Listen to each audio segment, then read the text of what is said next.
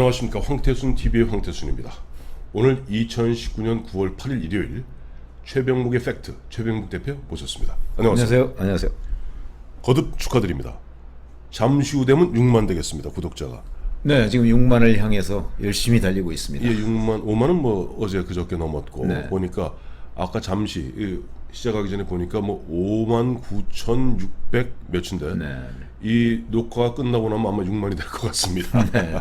자, 이제 오늘 뭐 보면 어제 금요일 날 밤에 네. 금요일 날 밤에 조국 청문회 끝났고 7일 토요일이죠. 그리고 오늘까지 지금 거의 한 30몇 시간을 갖다가 그야말로 태풍의 눈같이 고요해요. 결국 문재인 대통령 입만 바라보는 형국이 돼버렸죠. 모두가 그렇게 됐어요. 네, 지금. 네. 근데 뭐 오늘도 임명 안 할 것 같다 이렇게 얘기를 하더라고요. 일요일 날. 예. 그래서 이제 이렇게 되면 네. 내일로 넘어갈 가능성이 있죠. 그렇죠. 월요일 날. 예. 그래서 이제 청와대 관계자들은 네. 결국 문재인 대통령의 마음이 어디로 움직이느냐에 있는데 네. 조금 뭐 뜸을 들이고 있는 건지 아니면 정말 야 이거 임명했다가 내가 레임덕 되는 것 아니야? 이런 생각으로 좀 임명을 하느냐 안 하느냐 사이에서 고민하고 있는 것인지 그건 아무도 모르는 아무도 거예요. 모르죠. 마침 오늘 오전에 보니까 오늘 새벽이죠. 오늘 새벽에 김용호 전 네. 국회의장 네, 네.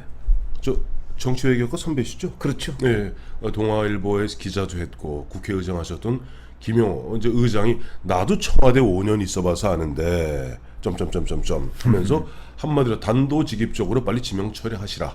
안 그러면은 조국을 끌어안고 레임덕으로 침몰할 수 있다는 그냥 고언을 했어요. 그렇죠. 급격하게 레임덕으로 네. 갈 것이다 이렇게 얘기를 했는데 사실은 그 이유가 네.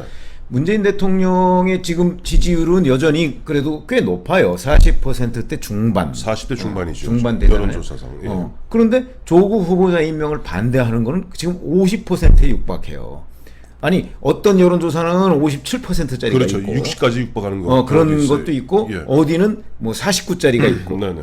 오늘 뭐 KBS하고 한국리서치가 발표한 거 보니까 네. 49대 37이더라고요. 많이 올라왔네요. 그 37이. 그렇죠. 그러니까 49%가 반대인데 모르죠. 또 그것도 KBS가 조사를 해서 그런지는 모르겠으나 여하튼 뭐 요새 뭐 여론조사도 믿을 수 없잖아요. 여하튼 그렇죠. 저희 주변에서 볼 때는 네. 이른바 그동안에 좌파를 자처했던 네. 친문 지지자였던 그런 사람들도 상당수가 조국 후보자에 대해서는 반대를 하고 있습니다. 당으로 따지면 지금 뭐 민주당이 뭐 울며 겨자 먹기로 입국 다물고 어쨌든 네. 조국을 갖다가 응원할 수밖에 없는 입장인 것이고 마침 보니 정의당 심상정 대표 정도가 뭐 지난번에 이른바 50% 연동형 비례대표제 네. 이것에 뭘 갖다 흔한 얘기로 우리 속담에 이런 거 있지 않습니까? 소금 먹은 사람이 물 쓴다, 물 킨다는 식으로 하고 있고 뭐 바른미래당 심지어는 민평당까지도 조국 임명에 대해서 반대하고 있어요. 근데 그게 그러니까 국민의 뜻이라는 거죠. 네. 국민 다수가 지금 조국 임명을 반대하고 있는 거예요. 민평당의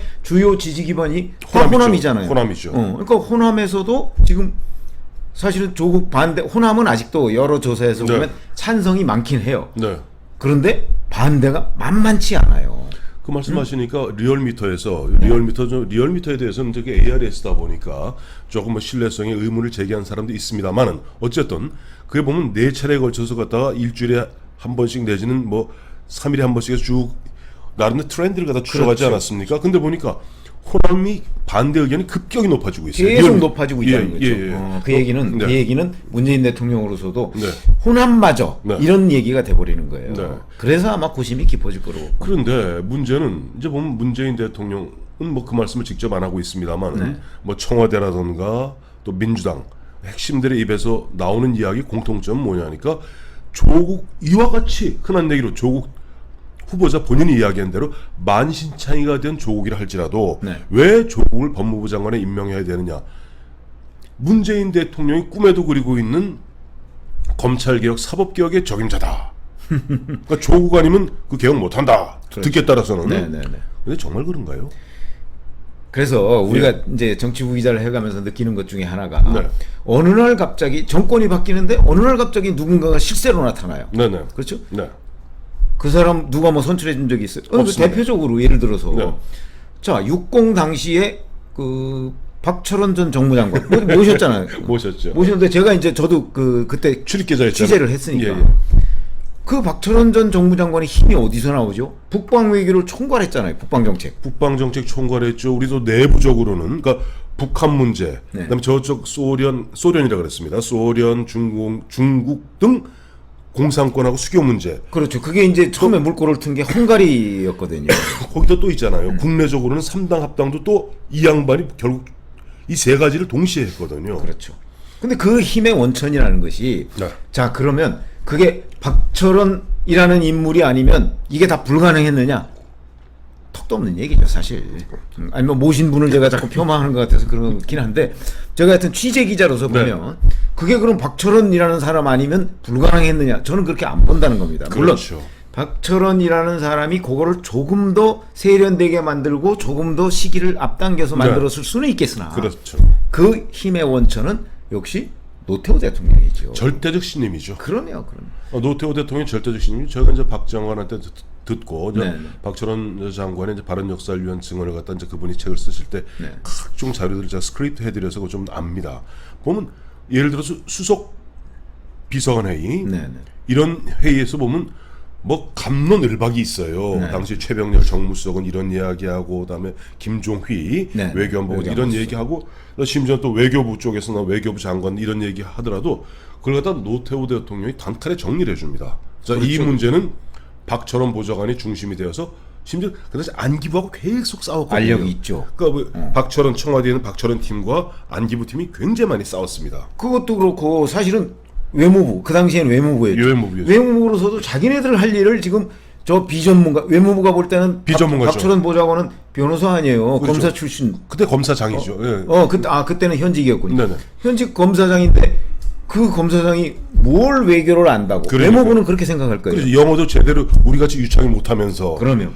그런데 어떤 그걸 갖다가 노태우 대통령이 정리해 주니까 그 다음부터는 일사천리가 되는 겁니다. 아무도 그 권위에 도전하지 못하죠. 그렇죠. 그러니까 무슨 얘기냐면 그건 박철원이라는 사람이 네. 워낙 훌륭해서가 아니고 예. 그 사람한테 힘을 실어주는 현직 대통령이 있었기 때문에 이런 일이 벌어지는 거예요. 그 지금 우리 저 최 의원님 그런 사례도 뭐 알고 계시잖아요. 저 옛날에 김중권 대표 모실 때. 그 얘기하시는 거예요. 예.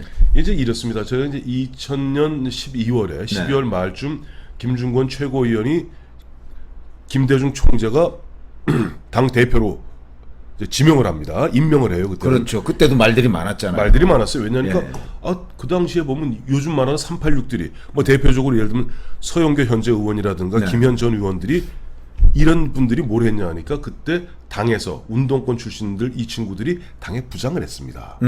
당의 대변인실. 그다음에 그렇죠. 그때 보면 현재 지금 보면 차기 지금 총리 물망에도 오르고 있는 김현미 씨 있잖아요. 김현미 씨. 김현미 장관이 당의 부대변인이었어요. 그래 맞아. 그때 제가 그 새정치국민회의에 취재를 했었어요. 예. 그러니까 이런 사람들 눈에 보았을 때는 민정당 출신이고 노태우 대통령 밑에서 정무수석하고 네. 비록 뭐 김대중 대통령을 비서실장으로 모셨다고는 하나 그렇죠. 당 대표로 온다는 부분을 도저히 용납을 못하는 거예요. 정서적으로 받아들일 수가 없는 받아들일 수 없는 거예요.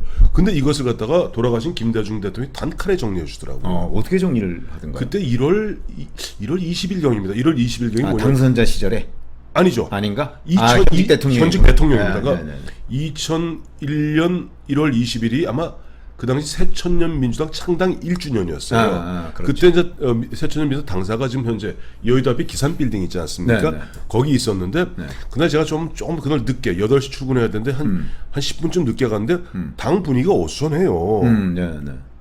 그 당초대로 하면 그냥 거기서 뭐 저 지하 강당에서 당 대표 주관으로 그냥 뭐 이렇게 자축 파티가 파티가로 끝나는데 뭐 어수선하고 보니까 뭐 권총찬 놈들이 왔다 갔다 해. 보니까 청와대 경호실 애들이야. 그러니까 대통령이 떴군요. 그 전날까지도 전혀 예고가 없었는데 김대중 대통령이 우정 청와대에서 당사 여의도 당사에 오신 거예요. 딱 들어가 보니까 좀 비표를 다 여기서 찡이 있으니까 짱을 딱 들어가니까 그 앞에 가운데 김대중 대통령이 뭐 연설을 하고 있는데 그 축사를 하고 있는데 거의 열광의 도가니고 그렇겠죠. 그야. 둘째 뭐냐 그때부터 당직자들이 김대중 대표를 보는 김중권 대표를 보느니 180도 달라지더라고요. 이거는 눈치를 챈 거죠. 이거는 그냥 뭐 대통령이 그냥 마지못해서 당 대표 만든 게 아니라 절대적 힘을 실어주는 당 대표로구나. 그때부터는 흔한 얘기로 당에 있는 모든 당직자들 현역 의원들까지 쫙 깁디다. 그러니까 예. 사실은 그거를 우리가 이제 조국 법무부 장관 후보자한테 예, 예. 우리가 지금 대입을 해보자는 거예요. 예. 조국의 힘이 어디서 나옵니까? 문재인의 신임이죠. 문재인 대통령 신임이죠. 아니 결국 그거는 문재인 대통령의 힘이에요. 그렇죠. 그러면 지금 여권에서는 자꾸 조국 후보가 뭐 사법개혁의 적임자이기 때문에 사퇴를 못한다 이렇게 얘기를 하는데 네. 그 정말 황당한 얘기죠.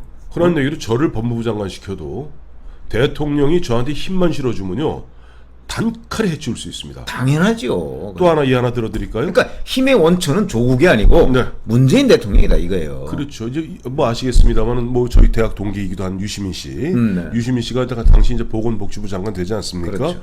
그 이제 유시민 장관이 보면은 그 당시 그 노인연금 그 이제 그 연금 문제 때문에 뭐 기재부니 뭐니 그 이제 밑에 차관들 불러서 회의를 하려다 오질 않더라는 거예요. 오질 않는데 하루는 네. 청와대에서 국무회의를 하는데 갑자기 노무현 대통령이 다 들으라고 저 유 장관은 나하고 잠깐 좀 보고 가세요 그러더래요. 그런 게 바로 대통령이 된 사람의 센스입니다. 네. 아. 잠깐 좀 유 장관은 좀 나 좀 보고 가시지. 보고 가세요. 그래서 국무회의 끝나는 순간부터 그 당시 저 누굽니까? 국무총리가 이해찬 씨 아니에요. 네, 네. 이해찬 씨가 자기 보좌관이었던 그렇죠. 유시민의 장관 취임을 막 했거든요. 사실 임명을. 네, 네. 그 이상한 거야. 뭐 순간적으로 네, 네. 뭐 저 국무총리, 부총리 다른 장관들이 눈치를 쓱 보기 시작하는 거야. 그렇죠. 그리고 회의 끝나고 30분 정도 노무현 대통령하고 딱 독대를 하는 독대를 한 거죠. 차를 마셨는데 그 유시민 씨 얘기예요. 거기서 어떤 얘기도 없었답니다. 근데 애들 잘 크냐? 그렇지. 애들 잘 크냐? 그래 요즘 뭐 니 고생 많다. 그래 애 많이 컸지? 뭐 이런 저런 세상 돌아가는 얘기 30분 만에 나왔는데 그 다음 날 돼서 차관 회의를 딱 소집했더니 거짓말을 안 보태고 기재부 차관부터 그 세다는 다 쫙, 일렬로 쫙 10분 전에 와서 대기하고 딱 대기하고 있고 그다음에 유시민 장관님 말씀에 그야말로 귀 기울이면서 적고 왜 아무 얘기를 안 했기 때문에 이건 도대체 대통령과 임명권자인 대통령과 대통령한테 물어볼 수도 없고 뭘 물어볼 수도 없고 그런 거예요. 아마 그런 건데 그래서 제가 그러잖아요. 우리 저 법조 출입했고 옛날 조선일보 법조 출입할 땐 법조 반장 팀장이었던 최병묵 의원을 법무부 장관 한번 시켜보십시오.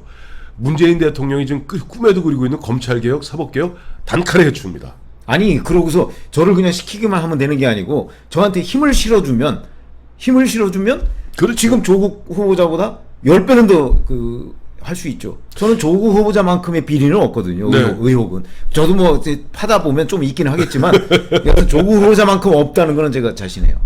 뭐 의전원 보내고 그런 건 없죠. 예. 전 의전원을 안 보냈으니까 아들을. 야, 근데 전 그래서 지금 보면 문재인 대통령이 우리가 조금 전에 얘기했던 그런 부분에 역발상을 하는 것이 아닌가. 무슨 얘기냐니까 국민의 거의 실제 네. 체감으로는 거의 70-80%의 국민들이 그야말로 쌍수를 들어서 반대하는 네. 환영하는 게 아닙니다. 그렇죠. 쌍수를 들어서 반대하고 또 보면 객관적인 정황들로 봐서 물론 조국 씨 본인 이야기대로 내가 뭐 불법한 게 뭐 있느냐 하지만 부인 나오고 있잖아요. 불법한 거 지금.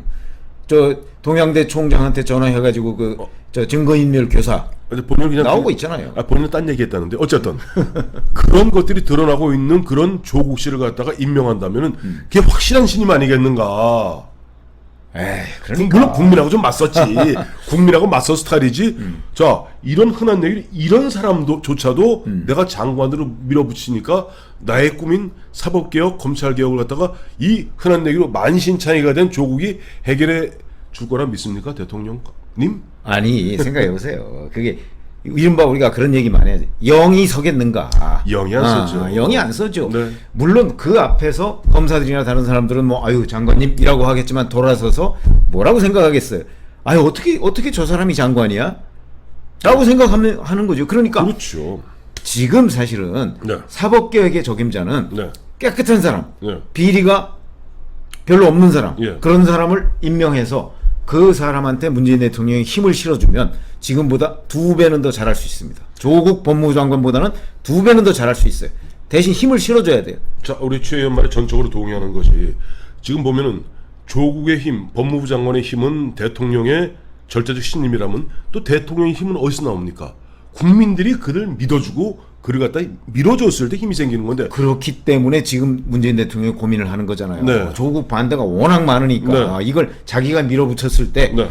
이 조국을 반대하던 사람들이 자기까지도 반대할지도 그렇죠. 모르잖아요. 그렇죠. 저는 그 중에 한 절반은 반대한다고 봐요. 그렇습니다. 그렇게 되면 이제 진짜 김영호 전 의장이 말씀하셨듯이 바로 레임덕. 그것도 그냥 레임덕도 아니고 급격한 레임. 원래 대통령 2년 임기 5년짜리 대통령 레임덕은 언젠간 오기 마련인데 네. 아직 반환점도 못 들어서 급속이 건 급추락이라고 합니다. 레임덕이라고 하면 급추락이라는 말이 급추락이고 그렇게 되면 내년 4월 총선 뭐 해보나마나죠. 그렇게 예. 될 것 같습니다. 내가 보기에는. 네, 그래서 김영호 의장의 그 말 가운데도 그런 얘기가 있습니다. 지금 세간에는 흔히 야권, 그러니까 네, 보수 쪽에서는 오히려 차라리 조국을 임명하라. 그야말로 민낯이 다 드러난 그것을 해보고 한번 해봐라. 흔한 얘기로 경상도 말로 고소하다 꽃이다. 라는 그런 비아냥거림도 있다고 김영호 의장이 문재인 대통령께 이야기하고 있습니다. 자, 문재인 대통령 잘 생각하세요. 그렇죠. 네, 감사합니다.